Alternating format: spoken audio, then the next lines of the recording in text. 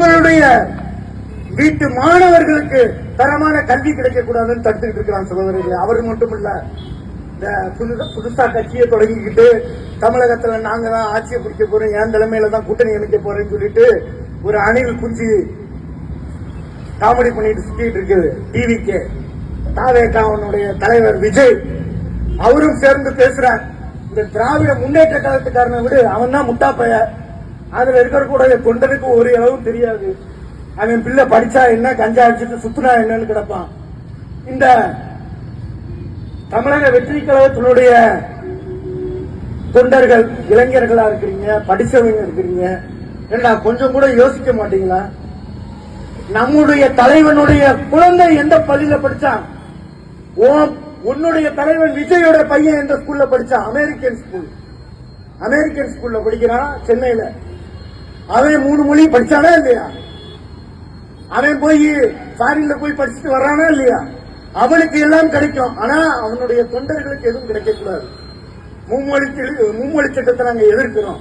தரமான கல்வி தமிழ்நாட்டுக்கு வரக்கூடாது விஜய் சொல்றாங்க. அப்போ இன்னும் என்ன, தமிழ்நாட்டு மக்கள் இன்னும் முட்டாளாகவே இன்னும் நினைச்சிட்டு இருக்கிறாருன்னு நினைக்கிறேன் விஜய். இதே கோவில்பட்டி மண்ணில இருந்து நான் சபதம் விடுறேன்.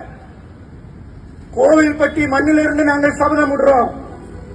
தமிழக வெற்றி கழகம் ஒரு ஓட்டு நீ எடுத்து காமிச்சு, பாரதிய ஜனதா கட்சியை விட ஒரு ஓட்டு நீ எல்லா இடத்துலயும் எடுத்து காமிச்சு பார்த்துடலாம். நீ அரசியல் கட்சி நடத்துறதுக்கு வந்திருக்கியா, நாங்க அரசியல் கட்சி நடத்துறதுக்கு வந்திருக்கிறோமா? சகோதரர்களே, பாரதிய ஜனதா கட்சி இது மட்டும் இல்ல சகோதரர்களே, எண்ணற்ற திட்டத்தை நம்ம மக்களுக்கு கொண்டு வந்து கொடுத்திருக்கிறோம்.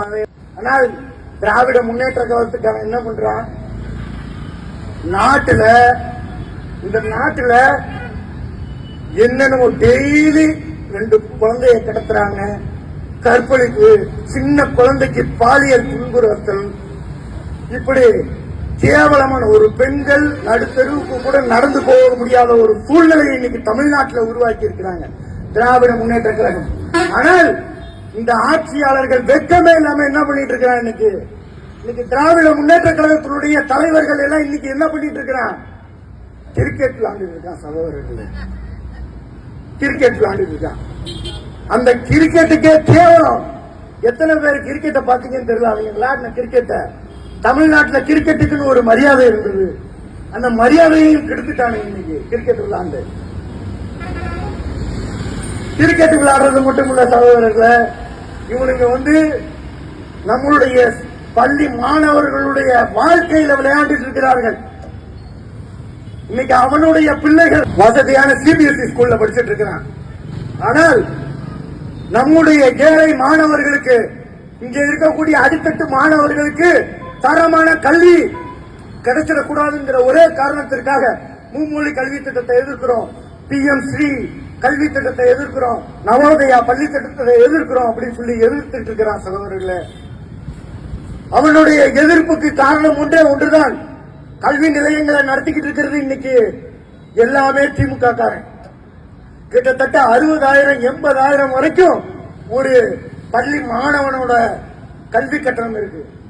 ஆனால் இதே கல்வி தரத்துல, சிபிஎஸ்இ தரத்துல ஒவ்வொரு மாணவர்களுக்கும் தரமான கல்வியை வெறும் இலவசமாக அரசாங்க பள்ளிகள் மூலமாக நாங்களே, நீ இடம் மட்டும் தாடா, நாங்களே பில்டிங் கட்டிக்கிறோம், நாங்களே பள்ளி மாணவர்களுக்கு தேவையான அத்தனை நலத்திட்டங்களையும் கொண்டு வந்து சேர்க்கிறோம் சொல்லி கேட்கிறார் நரேந்திர மோடி. ஆனால் இந்த திராவிட திருட்டு கூட்டம் சாதாரண அடித்தட்டு மக்களுக்கு தரமான கல்வி கிடைக்கக்கூடாது அப்படிங்கிறதுக்காக இன்னைக்கு எதிர்ப்பு கோஷத்தை போட்டு இன்னைக்கு திட்டங்களை முடக்கிக்கிட்டு இருக்கிறாங்க சகோதரர்களே. உங்களுடைய வீட்டு மாணவர்களுக்கு தரமான கல்வி கிடைக்கக்கூடாதுன்னு தடுத்துக்கிட்டு இருக்கிறாங்க சகோதரர்களே. அதையெல்லாம் எங்களுடைய தலைவர்கள் உங்களிடம் கொண்டு வந்து சேர்த்துக் கொண்டிருக்கிறார்கள். எங்களுக்கு நாங்கள் கேட்கறதெல்லாம் ஒரே ஒரு விஷயம்தான், பாரதிய ஜனதா கட்சியின் தலைவர்களுக்கு ஒரு வாய்ப்பு தாருங்கள்.